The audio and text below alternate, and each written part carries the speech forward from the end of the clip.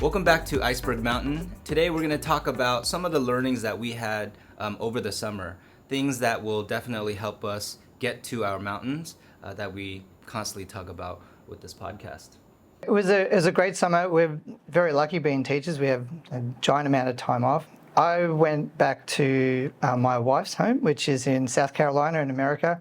And we also visited London on the way home, and we met with people that I've met through teaching, which it was really great for me to stop and talk to some people I've worked with in the past and just trade notes around how my thinking is changing, particularly doing the podcast, and to see where those things align and where my thinking was challenged along the way. Yeah, and for me, I just stayed in Singapore majority of the time.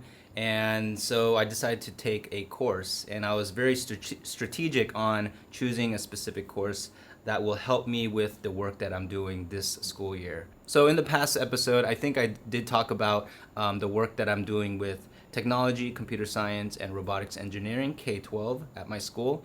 And we're implementing a lot of the recommendations that we designed last year. I knew the work is going to be a bit complex because there's a lot going on within the TCR work. So I decided to take an IDEO course. IDEO is a design firm that popularized design thinking. It also uses systems thinking to do really amazing, innovative things in the real world.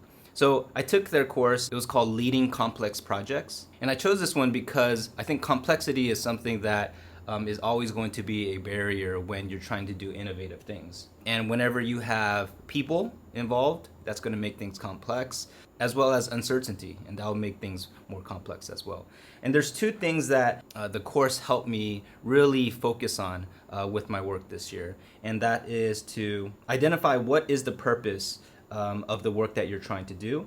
And doing that, you will definitely create stronger solutions. You'll be able to define metrics and talk about those things with others. And then you will increase efficiency. And I love the metaphor that they use of the lighthouse in the storm. Having that purpose for every project that you're doing really will help you to guide you, especially when there's a storm, when things are uncertain. Those are the things that will help you make those really hard decisions. And it kind of goes with an activity that Shaun and we did at a Google symposium where all these Google innovators and trainers came together. I found it really powerful, as I know David did. It was a very simple exercise in some regards. The whole idea is that in small teams you have to make certain decisions, and they give you essentially feedback as to whether or not you make it to the peak of Everest. The understanding and the learning involved is really about making sure that as a group and an organization, you have clearly defined purpose and also that you have clearly defined values. And as simple as that sounds, doing that activity was really profound. It was very much, at the end of it, I came away thinking to myself, if I was in a position where I could manage an organization, I would go back immediately and make sure I locked down that idea of having a very clear purpose and determining what the values are for the organization based on the people inside. And so just to give you a bit more understanding of how that worked, essentially when the facilitator was working with the teams, he said, okay, as a group, you need to determine what is your purpose. And he actually said that in most circumstances. He basically said your purpose is to get as many people as possible to the peak of Mount Everest. But then the value part was really important too. And what he talked about was the idea that you can have values. Your value system may be that I want to get to the peak of Mount Everest at any cost. So it doesn't like I'm willing to sacrifice my life to get to the top of it. Or you might have a value system that says I want to get to the top, but safety is my first priority. And so if things are difficult, or if there are decisions I have to make regarding individual safety, then I'm going to make that on the side of being more safe. And I really found it such a profound thing, because he said within complex systems, there is no right answer. Yeah. There are only answers that align with your values and your purpose. And for me, it really was such a great activity to do, happened in about an hour, but really had like a profound effect on how I think about leading organizations and leading change and those sort of things. Yeah, there was a drastic difference. At the start of the activity, we were forced within a group, and we didn't map out what our values were, what our purpose was. And so we made decisions, and everyone was unsure. Everyone had different opinions about the decisions we were supposed to make. But once we identified those core values, once we had a purpose and we were all aligned, we made decisions fairly quickly. I think to add on to that, just a detail, the key part of that was that it made it easy to make decisions because you had a framework and within which to work. And then secondly, everyone in a team understood why the decision was being made. And I think that's a big thing sometimes with schools, is that decisions are sometimes made and like you don't know why that's been made because it doesn't necessarily align with your values or maybe the purpose you see the company having. Yeah. Absolutely. And last year, what was really cool about all the TCR work was that we developed a philosophy statement as a whole department. And within that statement embeds our core values. Even the projects that we're working on, they have a purpose statement. So a lot of the decisions that are being made or some of the ideas that are shared, you can easily point to which ones align with our philosophy, which ones align with our purpose statement, and which ones don't. And that has been really refreshing and really helpful with the work that we're trying to do.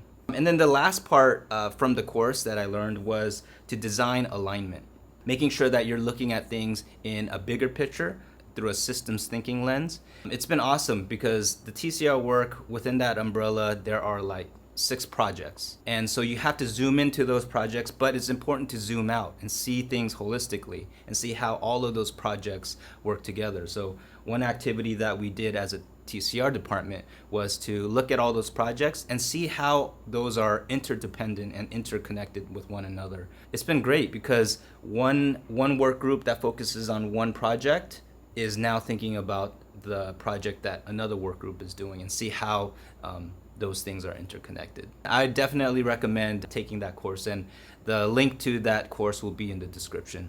A big thing for me this summer, I'm thinking about what you mentioned about the lighthouse just now, having those lighthouses, is trying to redefine my mountain. Because I think when I think about when we did it last time, when I defined my mountain, it was 8 sentences, really not specific. And I think at the end of it, I came away understanding in my mind that my mountain wasn't really a mountain. It was a mountain range, and it wasn't as useful as it could be. So I spent some time when we came back to Singapore before school started just thinking about how do I want to define my mountain and think about my future self and what that might look like for my family. And so through kind of weeding it down, I got it down to one simple sentence. So the way I've defined my mountain now is to be an expert maker and have the freedom to pursue a creative life. And the thing I like about redefining my mountain this way is that I feel like it is specific enough in that I really honestly do want to be someone who's an expert maker, not an expert at everything, but has experience in enough things that they could help people get to places, or I could make what I want to make myself. And then also the idea of having the freedom to pursue a creative life. These two things, those two parts give me goals. So the expert maker, I now think to myself, okay, this year, at least once a quarter, I want to go and do some sort of skill building activity. So my wife purchased me a knife making course for my birthday, which is awesome. So I'm going to go and do that. David and I have talked about doing leather making. So I'm going to try and keep on that as a focus for my mountain to build up some skills. And then the freedom to pursue a creative life, what that really means to me is financial freedom largely. And so now I'm thinking, okay, what does that look like from maybe like a passive income kind of situation, or do I want to go in consulting? I have options to explore.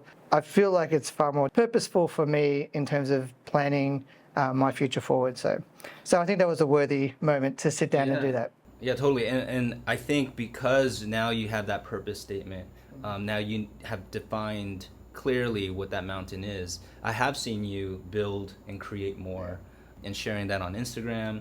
You want to talk a little bit about that? I will give sort of props to Dave. David sort of said to me one day, he's like, do the work you need to do and get those things done. And then, we have some flexibility in our day here and there. He said, focus on how you can incorporate making into the school. So for instance, one thing we both do this year is we tag into a learning support class every Friday morning, and we basically focus on creating making opportunities for those kids that tie into the curriculum they're studying. And that's been amazing for me. And then on top of that, I just, in my spare time, I'm just really focused on trying to make as many things as I can in a week, to the point where I want to be able to post something to my Instagram profile every day is what I'm aiming for. And so that's been really good. And it's refreshed my focus. I feel really excited about where I'm going in that regard. And also, like, your visit to the UK, you talked about you visited your friends, and did they help you define that mountain better, clearly, or just watching them, observing them, their life? I went to visit some really great friends. We visited some people that my wife had worked with in the past. And then we visited like a really fun friend of mine, Rob Ives. He makes wind-up automati. He lives on a boat, which is kind of amazing. And he introduced us to his friend Adele, who is just an amazing person. And so between Rob and Adele, I had just the greatest time being on a boat in the English countryside, talking about education and all the kind of weird phenomena that comes along with that. Certainly with Rob is a maker at heart, and he makes all these crazy things. I'll just grab something from the shelf. I have a couple of things here of Rob's. This is from the first time I met Rob. So it's the little running Rob, which I find really funny. He also made these little dinosaurs for my son. My son basically found these pom-poms, and then he asked Uncle Rob if he could make it into a triceratops. And then Rob made a whole series of dinosaurs, so that was really cool. It was cool to be around someone else who makes a lot, and Rob really makes a lot. Like, he's amazing. So getting that inspiration, but then also in another vein, not so much towards my making mountain, but in regard to education ideas, it was really funny to talk to them about like what people describe as like the pendulum of pedagogy, where they talked about when they did their teacher training in England, it being all about experiential learning and integrated studies and leading with student inquiry and like going down those rabbit holes that kids bring up. And it's just funny how certain curriculums have moved away from that into more structured, siloed kind of ideas. And then at the same time, in our system, this kind of private international school system, these ideas of integration and experiential learning, all these like avant-garde kind of ideas that, wow, we should really get into that and start doing that. But it's something that just keeps coming around and around. And it was sometimes equally depressing as it was like interesting. Was it validating to hear it a little bit too, or no? Yeah, I think it was validating to think about what we talk about and what we want for kids is something that other people have valued at different times. Yeah. And that there are systems in place and there are places to look and, schools that you can investigate and learn from to start thinking about what are maybe some of those processes and procedures you could put in place to get some of this change to happen. Yeah. The only other thing I was going to say about the summer was it was great spending time with my son. He's just turned 3. Seeing him outside, where we stayed in South Carolina, all these little frogs like hiding under rocks, and he found all these cool little bugs and bits and pieces. And that idea of experiential learning, seeing it happen with my son was awesome, because it kind of, again, it's that reinforcement of the path that we're kind of trying to go down and trying to set up procedures and protocols and all those sort of things for. It's worth doing, because I think it's such a natural learning style when you see young kids do it, that it makes you feel like, okay, this is something that I should really pursue and make sure that every kid has the opportunity to learn from the environment and the world that they live in. Yeah.